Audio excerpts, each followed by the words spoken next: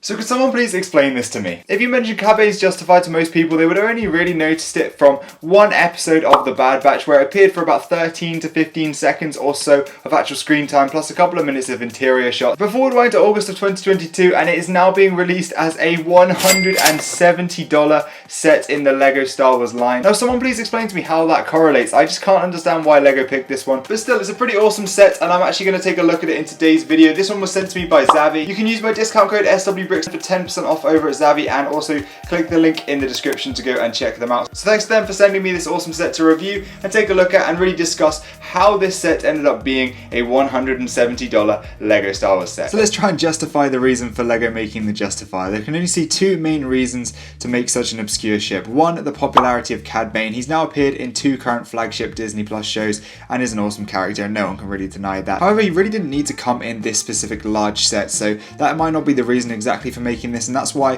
potentially this ship will show up again in Bad Batch Season 2 or maybe in Ahsoka or something like that and be more prevalent and therefore have more reason to be included in such a large set. So those theories aside, let's take a look at a few of the details of the set. With just over 1,000 pieces for $170, you might look at this and think it's a bit of a crazy price per piece ratio, but you've got to think that there are a lot of larger elements in this set, and it is a large set when you do build it. If we sit here and compare it to a couple of the other sets around this price range, you can see it really does hold up and looks pretty massive compared to quite a few sets right here. For me, that doesn't excuse the fact that this set is still clearly overpriced. However, it has been going on sale pretty often here in the UK. Places like Xavi and places like that, pretty much day one since it's been released, it's been on sale. The main play feature is deploying the landing gear. Now, this ship has a pretty unique feature in the way it deploys the landing gear. There's a mechanism built in with the hammer section, so when it rotates, it'll deploy landing gear on both sides. This was a bit fiddly and definitely wasn't the best part of the build for me. I think you really need to pay attention to what pieces you're putting where and which Technic pieces are rotated in which directions and stuff whilst you're adding all the different sections together,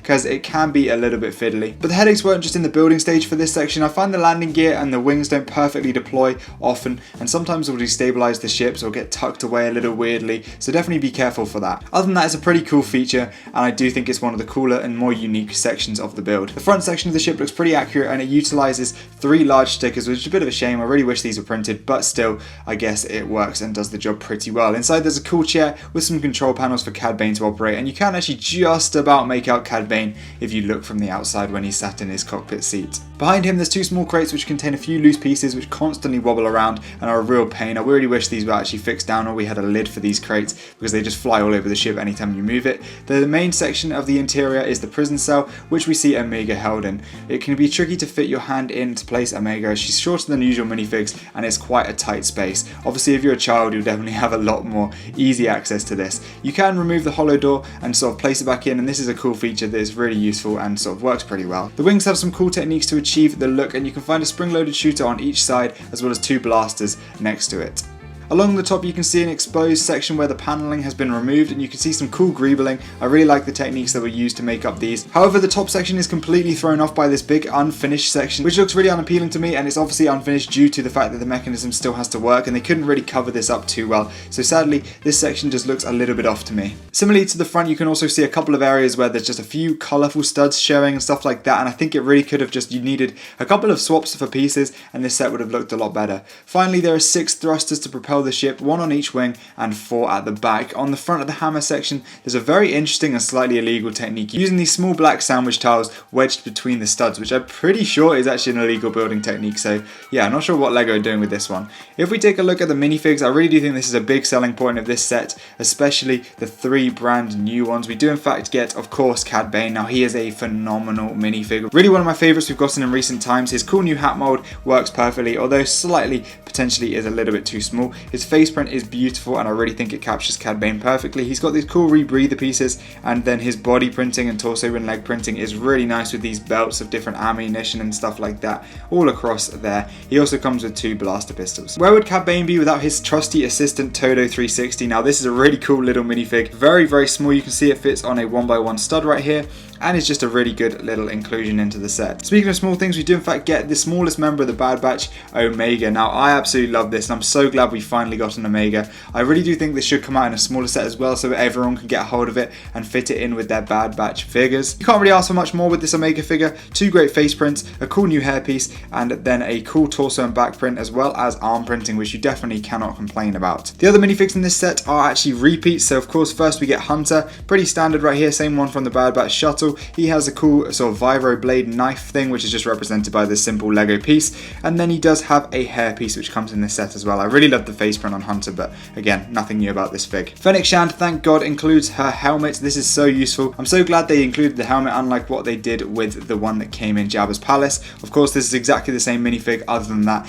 came in Jabba's palace, as well as Moff Gideon's light cruiser. So nothing new here. I do really like this torso. I think she's pretty much perfect and they couldn't really improve her in any way, shape or form. So yeah, that's the Justifier. I really like it. I think it's a fantastic set, although really not worth that incredible price point. I think if you look at it subjectively, it is pretty good and it's a pretty good build. It was quite a fun one to go through. However, it's just such an expensive set. I know all Lego sets have suddenly taken a bit of a price hike in the last few months, but still doesn't justify the price for me. I'd say if you can pick this up for something like £119, $125, $130, around that price, it's definitely worth it. However, I would definitely prioritize buying things like the Playset 8080 from 2020, if you can find that on shelves still, as well as the Millennium Falcon if you can find that one on shelves. And I'd probably even go ahead and pick up the Moff Gideon's light cruiser over this one at that similar price point. I know this one's even more expensive, so even more reason to go ahead and choose those other sets, but definitely some good options with regards to this price point out at the moment, and this would not be my number one choice. But I think Lego did a good job with what they had to offer. However, there's definitely a few things that are a bit unfinished and just still leaves the question in my head as to why they made this random set. Let me know what you think in the comment section down below. Do you like this set? Can you justify buying this set? No pun intended. But yeah, thanks for watching. Make sure to leave a like if you enjoyed and subscribe to the channel for more awesome content like this. And of course, once again, go check out Zavvi. They're the sponsor of this video, and you can go and pick up pretty much any of the new Lego Star Wars sets. They ship worldwide and have some incredible deals and really are a great place to buy Lego. And once again, SW Bricks will get you a small discount on any Lego sets. I believe it's 10% off, so pretty fantastic there. So definitely go check out Zavvi, hit that like button, subscribe to the channel, and I'll see you next time. Goodbye.